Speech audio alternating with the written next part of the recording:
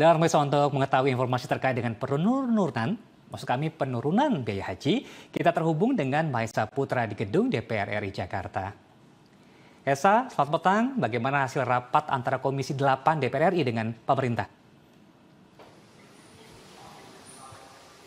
Iya, selamat petang Jamie dan juga pemirsa. Usai perjalanan yang cukup panjang, dikatakan bahkan tadi 1 hari 1 malam ya untuk membahas bagaimana kelanjutan dari komponen-komponen biaya penyelenggaraan ibadah haji di tahun 1447 Hijriah ataupun di tahun 2026 ini akhirnya sudah selesai ataupun sudah resmi ditetapkan tadi oleh Komisi 8 DPR RI bersama dengan juga Kementerian Haji dan Umroh dan juga tentunya dengan stakeholder terkait ini telah menetapkan besaran biaya penyelenggaraan ibadah haji di tahun 1447 Hijriah ini di angka 87,4 juta rupiah. Memang jika dibandingkan dengan tahun ini ataupun tahun 2025 ini terdapat perbedaan ataupun penurunan biaya sebesar 2 juta rupiah, di mana pada tahun 2025 biaya haji sendiri ini secara resmi ditetapkan di angka 89,4 juta rupiah.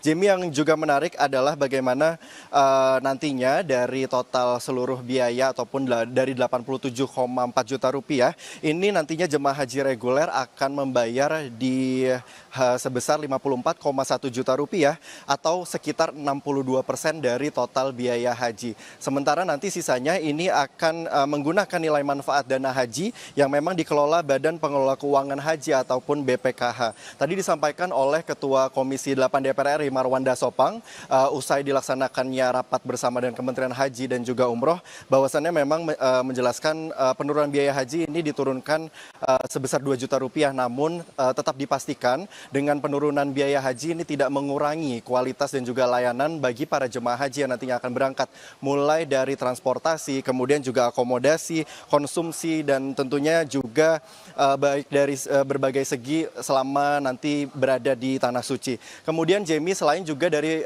penurunan biaya haji, tadi ada beberapa poin menarik juga di mana kuota haji ini juga disampaikan untuk di keberangkatan tahun depan ataupun di 1447 Hijriah ini nantinya akan ada total keseluruhan 221 jamaah baik kuota haji reguler maupun juga kuota haji khusus, di mana kita sama-sama mengetahui bahwasannya memang untuk kuota haji reguler ini di angka 92%, sedangkan untuk kuota haji khusus ini di angka 8%. Nantinya untuk kuota haji reguler ini juga akan dibagi untuk petugas haji dan juga petugas haji di daerah. Sementara juga ada poin menarik juga, Jamie, jika tahun ini ataupun di tahun 2025 pemerintah menetapkan untuk perusahaan penyedia layanan di Arab Saudi ataupun syarikah ini ditetapkan ada 8 syarikah, namun di tahun depan ataupun di tahun 2026 ini hanya ditetapkan 2 syarikah.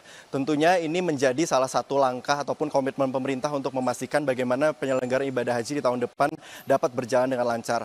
Tak hanya itu, Jamie, juga kartu nusuk, di mana ini juga menjadi salah satu poin yang sangat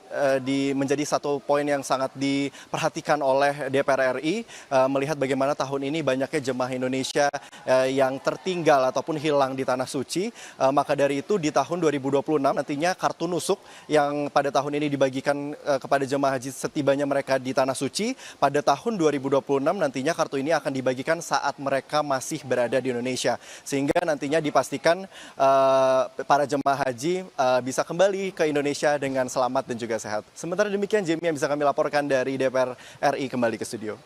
Baik, sudah diturunkan biaya hajinya, juga dibuat lebih efisien dengan syarikah yang tadi jumlahnya 8 menjadi 2. Terima kasih kabar baiknya dari Gedung Senayan, Esa.